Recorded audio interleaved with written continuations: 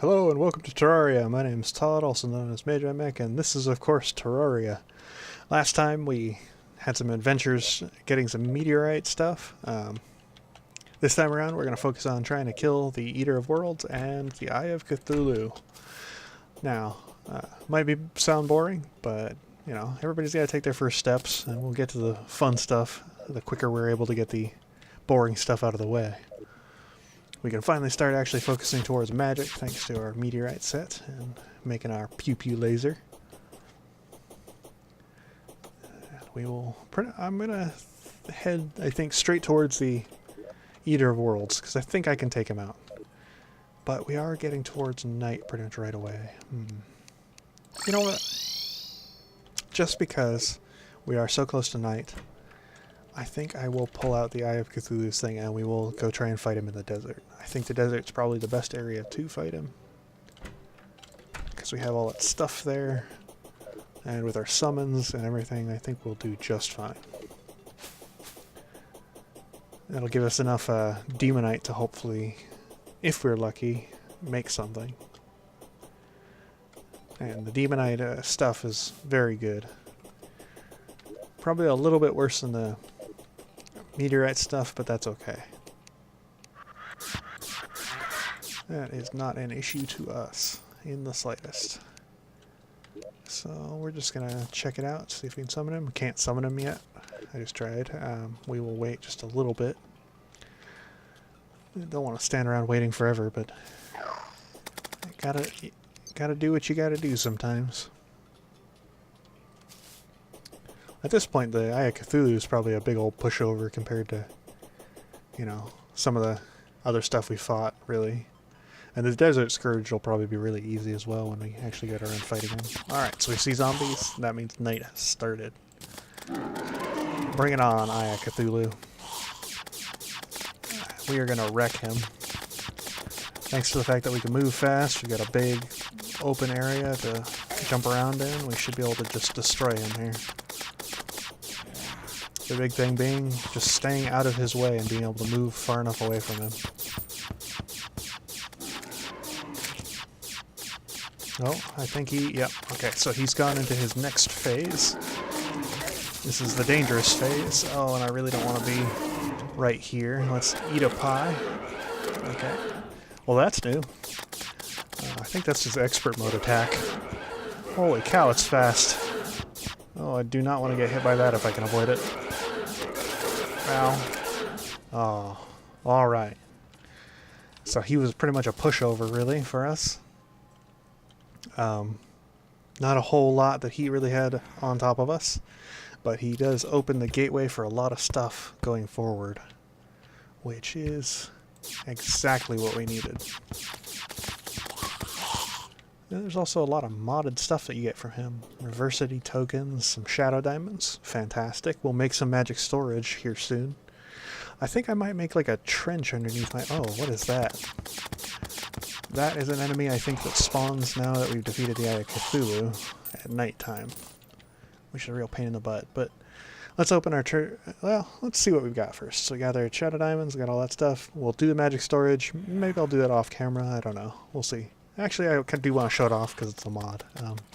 But the Calamity mods has some little story bits which drop, which I think are kind of funny. I'll put those into a chest and save them just so you can see them. And you can read them. I'm not going to really worry about reading them off for you. You can see what they are. And there's also the Alchemist NPC. A Dungeon Guardian. So maybe we need the jeweler's help to be able to figure out what that is, huh? I'm really hoping he's not referring to the actual Dungeon Guardians and just referring to Skeletron there, because Dungeon Guardians are much more difficult enemies than just basic enemies like Skeletron. But let's open our treasure bag, and we got tons of demonite, some unholy arrows, and we got the big thing being the fleeting shield of Cthulhu, which allows us to dash. Now usually something like the fleeting shield of Cthulhu is not massively useful, but in this case, with how expert mode kind of works, it will be greatly useful for us to have that equipped.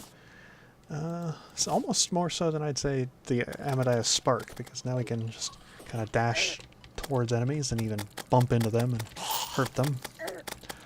Big thing being is that it increases our movement speed. We can go to full run pretty much right away thanks to the dash, and that'll allow us to dodge, which movement being key in Warframe and all of that. Oh, we got a new costume from that little goodie bag. A vampire set. We can put that on, why not? Why not? Now we look absolutely draining. Let us go and we will go fight the Eater of Worlds. And you know, before you know it, we'll have defeated 2 bosses in 1 episode.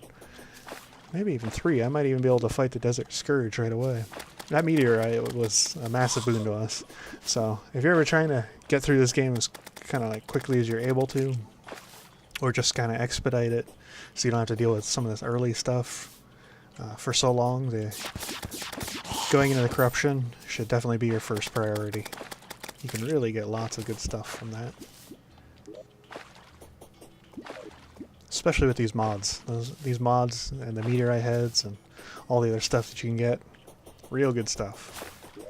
I'm still amazed that I got the Papyrus Scarab so early on in the game. I didn't think that that would have been possible, but there you go. And as we make our way across, watching our meteor heads just absolutely eviscerate things. Crannies.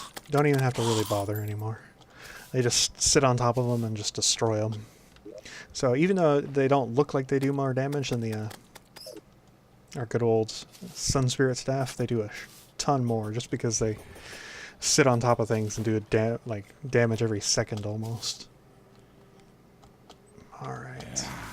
So we are now in the corruption, and we are going to do our best not to get murdered by anything, which ought to be relatively easy. But you never do know with the corruption. Okay. So once we kill the Eater of Worlds, we will have access to Demonite, which will pretty much catapult us into the next level, which will then be pretty much working towards the Wall of Flesh. So that's a huge step if we can just get the Eater of Worlds killed. And now we got our sticky bombs, so we don't have to worry about blowing ourselves up too much. Let's see, there's only 1 orb here. Well, we can still destroy it, see how far we are. It'll help us later when we're trying to deal with some of the other stuff. You know, I said I defeated the Wall of Flesh with just the meteorite set, but watch, I'm gonna mess it up and get killed by the Eater of Worlds just by being in proximity. Do something silly, like dash into him. I'm not super good with this Aya Cthulhu shield just yet. I'm not used to the dash mechanic, so I'm entirely expecting that I'll probably mess it up at some point. Ooh, okay, so the ball hurt. Not really what I wanted, but not a bad thing. Can I make it into anything? Not really. And the problem with ball weapons is they're just so slow.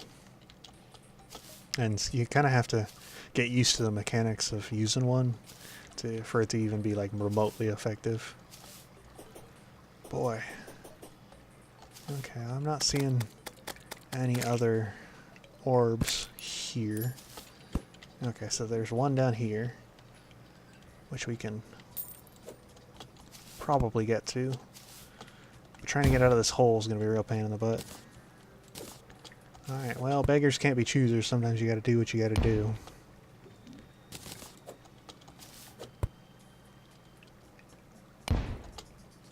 Okay, we will destroy this one, and if this summons the Eater, we will try and get out of here as fast as we can. Nope.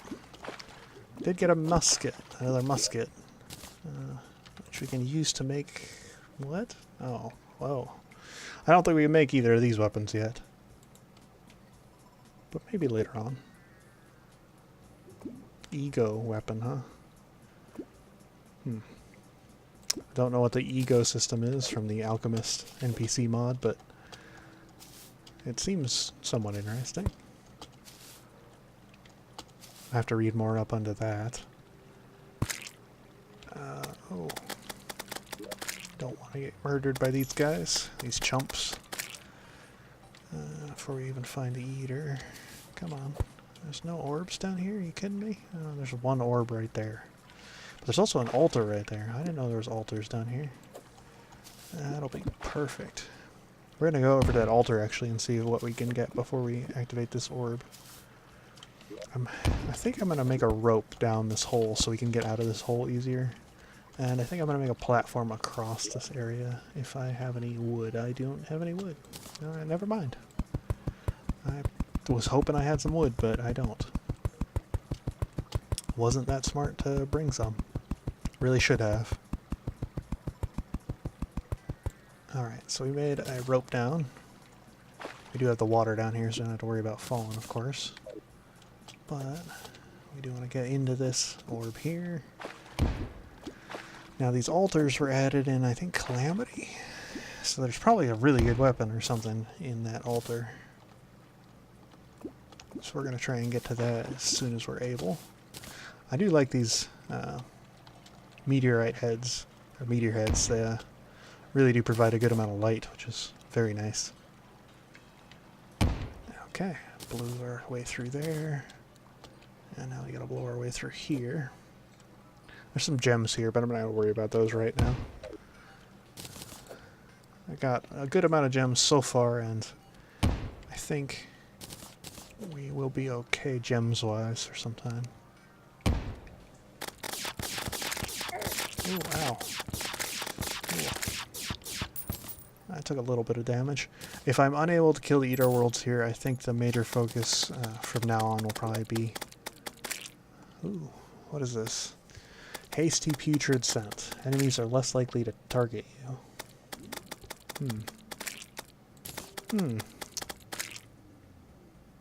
I don't know what that's for. It's a material for Fearmonger, huh? It reduces damage. But and enemies are less likely to target you. That's not bad overall.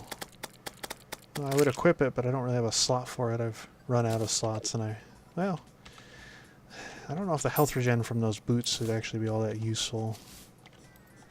Might be worth it to equip it instead of the health regeneration boots, the healthy boots. Just because added damage is kind of the main focus. Ow. Criminies. So I think, if anything, if I fail to kill the Eater Worlds here, it's probably because I don't have enough heart crystals. So that'll be my next focus. Fetid Essence. Huh? Alright, well, we'll throw it on instead of the boots. Just because I don't think like I said, I don't think the health regen is going to be super worth it. And we do have the pies. So we're going to try and make use of that. Come on, come on. There we go. Oh boy. Come on, get on the rope. There we go. Let's see. Oh, let's eat a pie. Oh, we're dodging. I guess I've just decided to dodge, so that is what I'm doing today. Oh boy. Oh boy. Lots of little eaters. Causing me problems. Let's get some of these hearts. There we go. Oh. I don't want to let him get me into a loop. Ouch, ouch, ouch. Ouch. I think I'm killing him faster than he's killing me, just barely. Oh, that was a very close call. I was very close to dead at one point. But that is the end of the Eater of Worlds. And I only did it with 160 HP. Don't try that if you're not great at the... not, like, confident in your skills. Because, criminies, that was very close. I was very close to death all the way throughout that. I don't need this dirt. I don't need these crup seeds. Well, I'll keep those crup seeds in case. I don't think I need the zombie arm. I have another one of those. Trying to make sure that I collect all this other stuff, because the drops from this boss are, of course, very important as well. Let's see, what is down here? Alright, so treasure bag, that's the big thing we want to get our hands on. I will open it here in just a minute. I just want to make sure that I've gotten everything that I can kind of get from this guy. Yeah, it looks kind of like it. Alright, so that is how you defeat the Eater of Worlds with only, what is it? 160 HP? That's how you do it. Let's see. So now that we've killed him, a message did pop up that cysts had appeared in the world, and I don't see it on my screen now, but let's see. Can I pull it up through the chat? I can, okay. So, Eater Worlds is woken, Eater Worlds has been defeated. I might fall to my death. Stupid worm. But it talks about the fact that there are now rotten cysts are oozing from the corrupt land, and that's would be these hive cysts. We're not going to do that just yet. That summons another boss that's even harder than Eater Worlds, and don't want to deal with him. Not yet, anyway. So, Eater Worlds, perhaps it was just a giant worm. Again, I could read all these, not going to bother. There's lots of them. And there's the corruption one. There's our little note from that guy. It's not well known, but the waking of the world allows you to make ego equipment. Huh.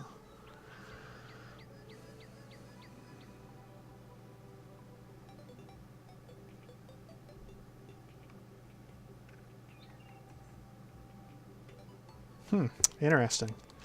So that gives us kind of an insight into some of the stuff about the world.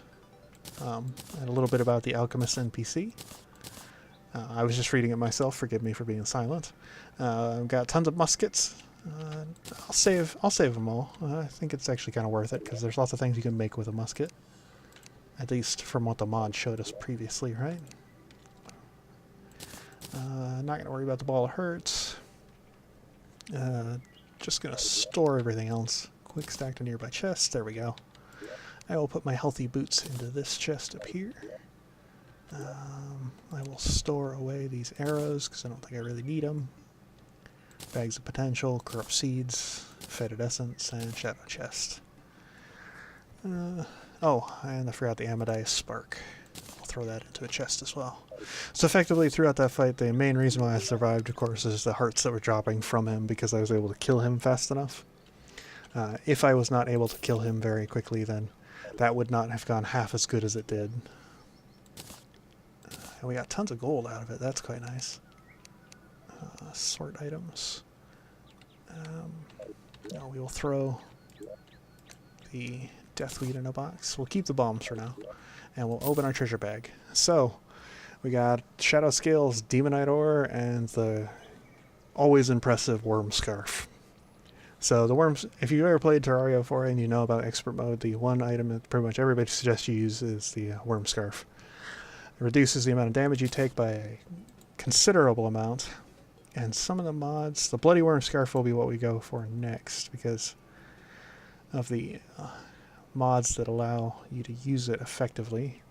Okay, but the Survivor doesn't look too bad though. From the Thorium mod. But I'm pretty sure the Bloody Worm Scarf becomes something else. Which is, yeah, the core of the Blood God. That is a very good weapon. Or trinket, that is. Not weapon. But that's why we'll want to go with the Bloody Worm Scarf eventually. I think that'll require us to get a, what is it? A Crimson item. But we can't really do that just yet. So not going to worry about it. Let's see, where do I want to throw this on? Yeah, we'll throw it on in place of the Hasty Putrid Scent.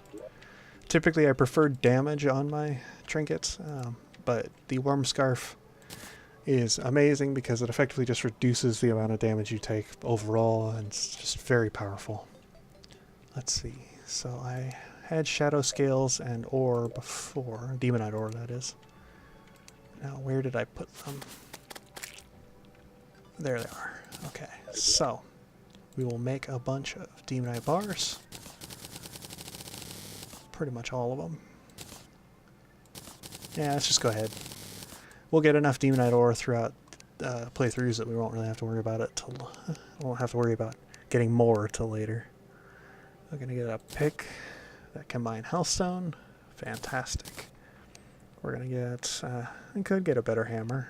I don't really see any major reason to do so, at least not yet. Could get an axe. That is a pretty good axe. I'll get the axe. Why not? Oh, that's axe right there. Hammer. So now the main choices come down to kind of what you want to focus on for weapons and the armor. The armor might be better than what we have right now, defense-wise, but it is not better damage-wise, and the space gun is fantastic. We really don't want to get rid of it if we can avoid it. Ooh, it becomes something else later on. Interesting.